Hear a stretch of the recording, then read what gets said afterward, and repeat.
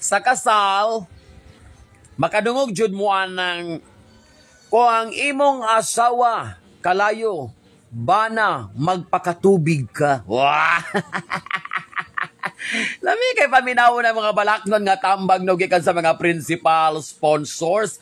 Kay kung ang imong asawa gagutib-gutib ang baba, baling sukua, ang iyang kasuko miulbo na, bubui sa tubig sa imong paghigugma, aron mapawong siya. Lami kay paminawon, no? Muna ako mingunggog ko nga human sa inyo nga seremonya sa kasal, human sa inyong reception, kung magpakatubig, kung magpakalayo man gani, muna ginaingon nga. Kinahanglang ang usa tubig, kinahanglang ang usa kalayo, kay para balansi mo. Munang ining human sa inyong kasal, pang-apply na maglaing trabaho. Kung kalayo ka, mag-apply ka sa Bureau of Fire. Kung tubig ka, mag-apply ka sa Waterworks. O di ba, balansi mong duha, at least, puro mo gobyerno ng empleyado. Dagko mong sweldo. Lagot ko. Bitaw, no? Kani bang mga balaknon kayo nga makaraan kayo nga sugilanon sa atong mga karaan nga katigulangan. Aduna gud siya mga punto sa kinabuhi.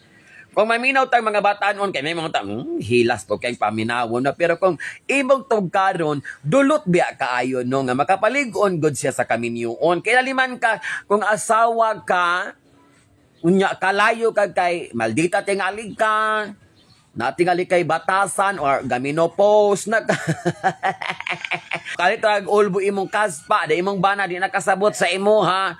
Nga sa una, pa sweet-sweet man ka karon, managpa naman ka, minatay. Nga sa una, sige I love you, karon ang baba, mura na mag-Armalite. Di naman, matabunan ang sumbuhan kay buto-buto naman lamang. Maunang ang bana, magpakatubig yun.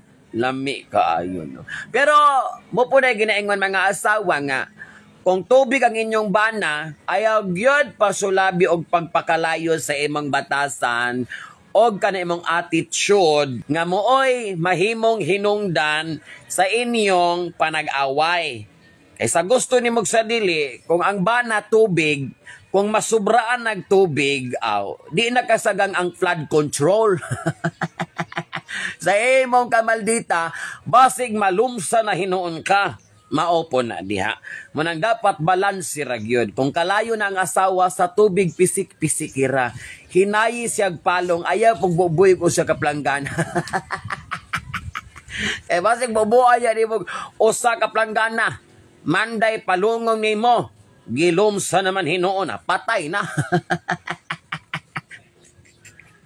Pero ayaw po kayong timi-timi ang pagbubo sa tubig kay basin po niya ang asawa ba? O di ba? Basin po niya ang asawa pag ulbo sa iyang kasuko, kalayo na kay siya o niya gipisik-pisik na po nimong tubig nga mura pag imong gianad na siya basig madauban po niya ka. Ang ending, cremation na ka. So sa tubig o kalayo nga sugilanon, dapat balansi ra gyud mong duha. Kaya at the end of the day, ginaingon guna balik-balikon sa mga katigulangan, ayaw gyud humana ang adlaw ug ayaw gyud pasalupi ang problema. Kay lami gunang kinumbatihay human sa dako nga away. Kay makahikap og kag dako nga lagay. Imogong matiluan ang nagpauraray nga nagbitay. Og sa mga lalaki, ayaw gog pahapon ni ang inyong away-away. Kay para makatilaw ka sa pultahan ni Inday.